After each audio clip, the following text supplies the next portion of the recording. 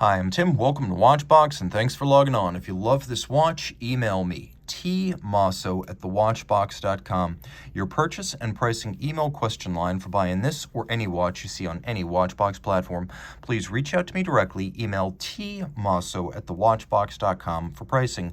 Today, we are discussing a landmark timepiece originally launched in 2003 and progressively improved ever since. This is the Ulysse Nardin Sonata, a timepiece that could be called properly both a travel timer and the minute repeater of alarm watches. So in white gold, this Sonata Cathedral is 42 millimeters in diameter, 13.3 millimeters thick, from lug to lug, 50.1 millimeters, and it has a 21 millimeter spacing between the lugs.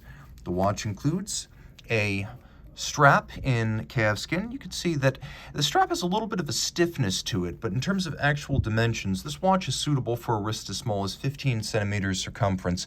It's thinner than you expect, especially with the concave bezel. It will slide underneath the cuff, but I recommend that this watch, as seen on my 16 centimeters circumference wrist, be worn on a wrist of at least 15 centimeters circumference or larger.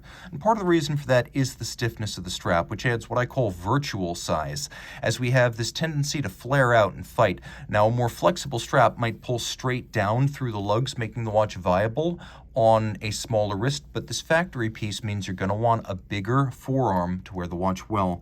Here we have a combination of small rectangular, medium rectangular, and then large rectangular scale alligator leather. That is what this is known as. It's black, it's semi-gloss, it's got a monotone stitch, it's extremely integrated to the case band. There's actually probably a plastic insert, which is often how these super conformed straps go together, that helps it to maintain both the slope of the lugs and the curvature of the case. There is no daylight showing between case and strap, and it's a very handsome upscale look, albeit one that demands a larger wrist.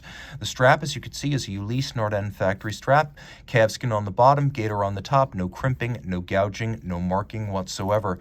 The buckle is made of white gold, and as you can see, it is UN branded with the little anchor logo, and it has a twin trigger release, so you need to press the triggers to open it up. It's not friction fit, it can't snap open by accident. It's mostly of high polish, but there is some media blasting inside. You can see the use of ceramic pin snaps there to help maintain the tight closure tolerance of the clasp in the long term. Rolling over the case, you can see this is gray gold, a white gold that is white all the way through and never needs to be rhodium plated. And you can tell that because it's not quite as blazing platinum white as it would be if it were rhodium plated white gold.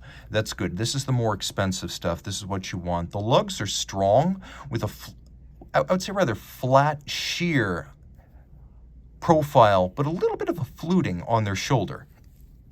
This is to break up the mass of the metal, and for the most part, the watch does that quite well. You can see that the bezel is concave, so it's inwardly sloped, which creates the appearance of a thinner watch. We have individual numbering engraved at the base of the bezel, and then we have a lot of appurtenances off to the side. We have a pusher system, first introduced on the San Marcos in 1994, that allows you to rapidly and easily change the local time. Now you can see there's a second time zone in 24-hour format. When you pull the crown out and you start setting the time, you have the ability to set some of these features independently. Now, what I'm going to show you right now is the alarm system. See that? That's on. That's off. You have two different ways of setting it. So you see how there is a 12-hour display, so that sets it to clock time, and then adjacent, there's a 24-hour countdown scale that lets you to set to, for example, 12 a.m. or 12 p.m., and then arm the alarm system. Or you can use it as a pure countdown timer, and the way you would do that is you would just look at the number of hours till 0 and then set the watch accordingly. So if you want the watch to go off, I'll demonstrate again how you can set some of these things without being terribly disruptive. Note how you can set the alarm separately. Now I want a 4-hour countdown. I would adjust backwards like so. Now I'm assured of a 4-hour countdown until the alarm goes off. Or let's say I just want to demonstrate the alarm. I can turn the countdown to 0 and fire it up. You can see there's a minute repeater style governor to slow the chime. And then on the reverse of the watch,